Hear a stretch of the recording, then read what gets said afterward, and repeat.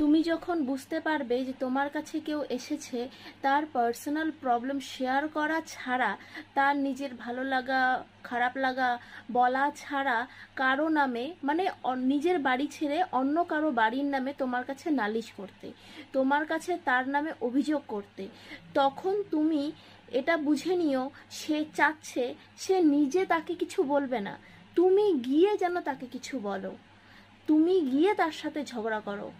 কারণ ভবিষ্যতে তার উদ্দেশ্য হলো সে তো তার সাথে মিল হয়ে যাবে যার সাথে ঝগড়া করবে তোমার দ্বারায়, কিন্তু তুমি মাঝখানে খারাপ হয়ে যাবে, তোমার সম্পর্ক মাঝখান থেকে খারাপ হয়ে যাবে।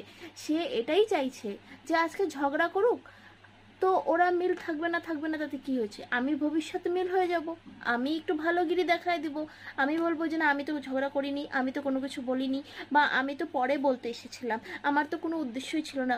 উল্টো সে বলবে আমাকেই তারা ডেকে নিয়ে এসেছিল ঝগড়া করার জন্য। তো এরকম মানুষের থেকে বাঁচার সব থেকে বড় বড় বড় কথা হলো আমি জানি না সে কি করছে কি না করছে, তাতে আমার কিছু এসে যায় না, আমার কোনো যায় আসে না সে কি করছে আমার জেনে, আমি জানতেই চাই না সে কি করছে। সে নিজের দিকে ভালো, আমি নিজের দিকে ভালো, সে নিজের রাস্তায় থাকুক, আমি নিজের রাস্তায়, আমার মাথা ব্যথাই নেই ও কি করছে কি না করছে। এই কথাটা বলবে যখন, তখন যে তোমার কাছে নালিশ করতে এসেছিল সে অটোমেটিকলি বুঝে যাবে যে এ কিছু বলবে না বা এর অন্যের ব্যাপারে কোনো ইন্টারেস্ট নেই। তখন কি হবে, সে আর দ্বিতীয়বার তোমার কাছে আসবে না, আর হয়তো কথা বলতেও আসবে না। তো যদি কথা বলতে নাও আসে তা তো কোনো ব্যাপার না, দুষ্টু গরুর থেকে শূন্য গল অনেক ভালো।